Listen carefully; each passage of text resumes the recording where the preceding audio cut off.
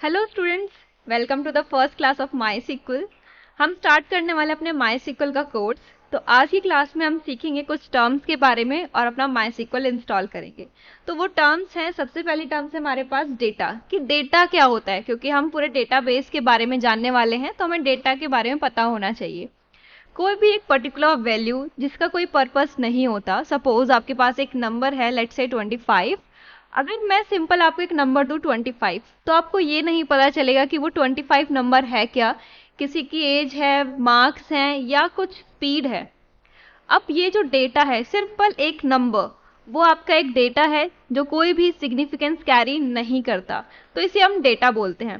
कुछ एग्जांपल्स और हैं, जैसे कि प्राइसेस। अगर मैं आपको बोलूं 24 एक प्राइस है किसी भी चीज का, तो आपको पता चल गया कि ये एक प्राइस है। नेक्स्ट, वेट, एड्रेस, एज, ये सारे नंबर्स हो सकते हैं आपके, लेकिन जब तक आप उसके ऊपर हेडिंग प्रोवाइड नहीं करोगे तब तक उस डेटा का कोई भी पर्पस नहीं होगा। अब जब आप उस डेटा को कोई एक हेडिंग प्रोवाइड कर देते हो तो वो एक मीनिंगफुल डेटा बन जाता है, और इसी मीनिंगफुल डेटा को हम बोलते हैं इंफॉर्मेशन।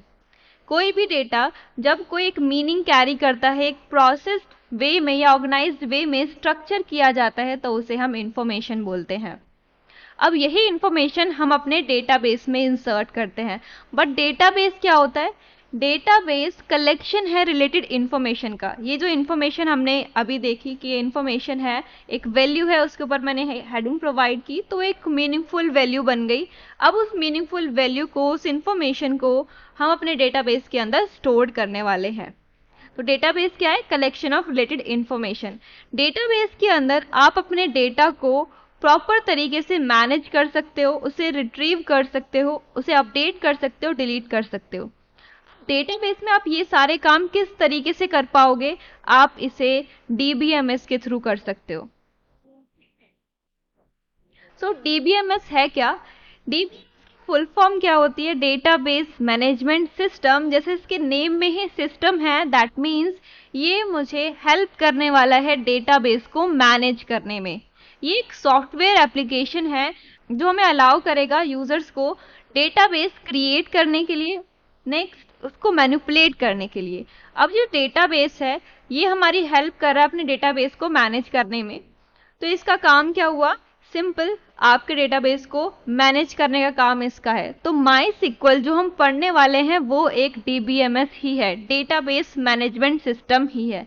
और इसके अंदर जो हम लैंग्वेज यूज करने वाले हैं वो है SQL, स्ट्रक्चर्ड क्वेरी लैंग्वेज। तो चलिए अब देखते हैं MySQL का इंस्टॉलेशन किस तरीके से हम MySQL इंस्टॉल कर सकते हैं अपने विंडोज में। तो हम आ गए अपने ब्राउजर पे, हमें सर्च करना है MySQL डाउनलोड, दैट्स इट। और अब हमें जाना है अपने MySQL की ऑफिशियल साइट पे। ऑफिशियल साइट है mysql.com। यहाँ पे चलते हैं डाउनलोड्स में। डाउनलोड्स में आपको सबसे बॉटम में जाना है, स्क्रॉल करते हुए आपको यहाँ मिलेगा MySQL कम्युनिटी GPL डाउनलोड्स, इसको क्लिक करना है। नेक्स्ट, आपको विंडोज के लिए डाउनलोड करना है MySQL इंस्टॉलर। यहाँ पे आपको दो ऑप्शन मिलेंगे, आपको सेकेंड ऑप्शन डाउनलोड करना है। देन सिर्फ आपको क्लिक करना है नो थैंक्स। अब आपका डाउनलोड स्टार्ट हो चुका है। जैसे ही हमारा सेटअप डाउनलोड हो जाएगा हम इसे इंस्टॉल करेंगे। हमारा सेटअप डाउनलोड हो चुका है तो इसे फोल्डर में ओपन करते हैं। सिंपल आपको डबल क्लिक करना है और इंस्टॉलेशन स्टार्ट करना है।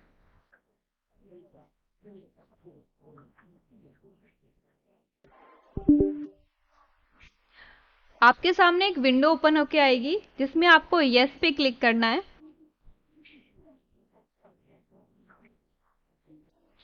थोड़ा वेट करते हैं, इतने ही।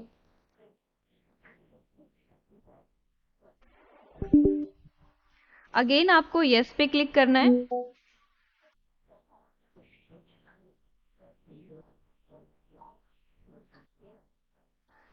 अब आपके सामने ये विंडो ओपन होगी।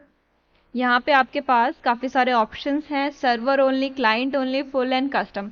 हम फुल पे क्लिक करेंगे एंड देन नेक्स्ट पे क्लिक करना है। अब सिंपली आपको एग्जीक्यूट करना है। ताकि ये सारी चीज़ें ऐड हो जाएं आपके MySQL इंस्टॉलेशन के साथ। इसमें थोड़ा सा टाइम लगेगा, तो थोड़ा वेट कर लेते हैं।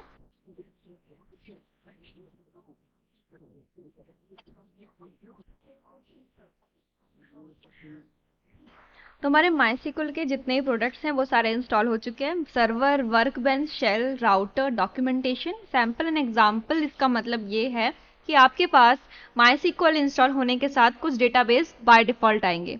अब चलते हैं नेक्स्ट ऑप्शन की तरफ। यहाँ पे भी आपको एग्जीक्यूट करना है, देन अगेन नेक्स्ट। अब यहाँ पे आप use legacy authentication method use करोगे, क्योंकि हम सिंपल MySQL को प्रैक्टिस के लिए इंस्टॉल कर रहे हैं। अब चलते हैं नेक्स्ट ऑप्शन की तरफ। यहाँ पे आपको अपना एक पासवर्ड बनाना है MySQL के लिए। ये पासवर्ड जब आप MySQL वर्कबेंच को ओपन करोगे तब काम आएगा। तो एक पासवर्ड बना लेते हैं यहाँ पे। तो मैं यहाँ पे पासवर्ड रखती हूँ monica@123 एंड इसी सेम पासवर्ड को आपको रिपीट करना है, monica@123। एंड देन आपको एक यूज़र ऐड करना है। तो यहाँ में एक यूज़र ऐड कर लेते हैं। आपको अपने डेटाबेस के लिए कोई भी नेम रखना है। मैं यहाँ मोनिका रख लेती हूँ। एंड यहाँ पे अपने वही पासवर्ड डालना है जो अभी आपने सेट किया था, monica@123। पासवर्ड दोनों मैच हो चुके हैं। अब चलते हैं आगे। ओके किया मैंने और मेरा एक यूज़र यहाँ पे क्रिएट हो चुका है। अब नेक्स्ट ऑप्शन की तरफ चलते हैं। Simple next, next and execute. यहाँ पे भी ये सारी चीज़ें एग्जीक्यूट होंगी एंड देन हम आगे बढ़ सकते हैं। थोड़ा वेट करते हैं, ये सिर्फ 2 मिनट लेगा। इंस्टॉल हो चुका है। अब हम फिनिश कर सकते हैं अपने इंस्टॉलेशन को। Then finish, next. आपको यहाँ पे अब वही पासवर्ड डालना है जो आपने लास्ट टाइम डाला था एंड चेक करना है कनेक्शन। अगर आपने सेम पासवर्ड डाला है तो आपको ग्रीन कलर में यहाँ कनेक्शन सक्सीड मिलेगा, लेकिन अगर आपने रॉन्ग पासवर्ड डाला है तो कनेक्शन फेल मिलेगा आपको रेड कलर में। नेक्स्ट ऑप्शन की तरफ चलते हैं और एग्जीक्यूट करते हैं। That's it. नेक्स्ट ऑप्शन पे आते हैं और फिनिश। हमने यह इंस्टॉल कर लिया सक्सेसफुली अपना MySQL वर्कबेंच एंड सर्वर। हमारा वर्कबेंच हो चुका है ओपन। चलते हैं, देखते हैं इसका इंटरफेस। सिंपल आपको क्लिक करना है और पासवर्ड डालना है जो आपने अभी सेटअप किया था। तो मैंने यहाँ पे पासवर्ड सेटअप किया था और मैंने इसको डालने के बाद ओके किया। अगर आपका पासवर्ड करेक्ट है तो आपका MySQL वर्कबेंच हो जाएगा ओपन। आप इस पे काम करना स्टार्ट कर सकते हो। अब आपको यहाँ पे काफ़ी सारी विंडो मिल रही हैं। यहाँ साइड बार है, देन यहाँ पे आपको एक्शन आउटपुट मिल रहा है और यहाँ पे आपको एक विंडो और मिल रही है। ये सारी विंडोज़ आप रिमूव कर सकते हो। कैसे? यहाँ आपको 3 ऑप्शन मिल रहे हैं इन तीनों साइड के विंडोज़ को रिमूव करने के लिए। तो मैं ये साइड वाली विंडो यहाँ से हटाना चाहूँगी, तो मैं इस लास्ट वाले ऑप्शन पे क्लिक करती हूँ। ये राइट साइड वाली विंडो मेरी यहाँ से रिमूव हो गई। अब यहाँ पे आपके पास स्कीमाज होंगे। स्कीमाज मतलब आपके डेटाबेस जिन पे आप काम कर सकते हो। अब यहाँ पे आपके पास ये 3 डेटाबेसेस है, सकीला, सेस, वर्ल्ड। ये आपको याद होगा हमारे पास जब एग्जीक्यूट करने के लिए कुछ प्रोडक्ट्स आए थे तो साथ में सैंपल्स भी आए थे। तो ये वही सैंपल्स है जो हमने इंस्टॉल किए हैं। यहाँ पे क्वेरी रन करते हैं, तो किस तरीके से क्वेरी रन की जाती है MySQL के अंदर ये देखते हैं। तो सबसे पहले क्वेरी हम यहाँ रन करना चाहेंगे, show databases and then semicolon. मैं थोड़ा जूम कर लेती हूँ। जब भी आप कोई क्वेरी लिखोगे अपने MySQL की, आपको हमेशा सेमीकोलन से उसे टर्मिनेट करना है। दैट मीन्स यहाँ पे जो आपकी क्वेरी है वो खत्म हो चुकी है। अब आप इसे रन कर सकते हो। रन करने के लिए जहाँ पे आपका कर्सर है, मतलब जहाँ पे आपकी क्वेरी है वहाँ पे आपको कर्सर रखना है और आपके पास 2 ऑप्शन है। ये फर्स्ट ऑप्शन जहाँ पे आपका कर्सर है वो क्वेरी रन करने के लिए। तो अभी मेरा कर्सर कहाँ पे? मेरी क्वेरी पे। तो मैं इसको रन कर सकती हूँ इस ऑप्शन पे क्लिक करके।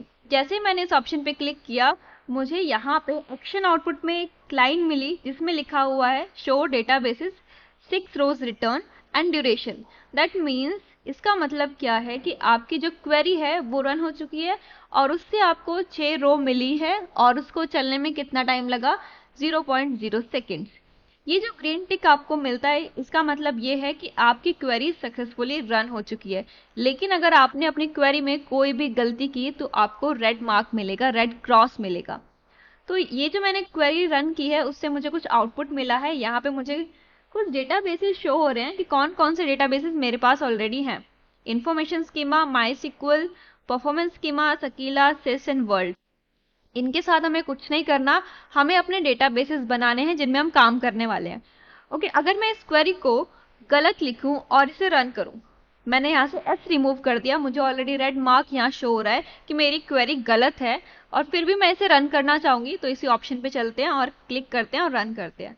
यहाँ मुझे रेड क्रॉस मिला, इसका मतलब ये है कि मैंने जो क्वेरी रन की है वो गलत रन की है। क्या एरर है वो भी मुझे यहाँ शो किया जाएगा। तो इस तरीके से आप अपनी क्वेरी को रन कर सकते हो माईसीक्वल वर्कबेंच के अंदर। सेकंड ऑप्शन आपके पास क्वेरी रन करने के लिए है। यहाँ पे आपको करना क्या होगा, जो भी क्वेरी आप रन करना चाहते हो उसे आपको सिलेक्ट करना होगा।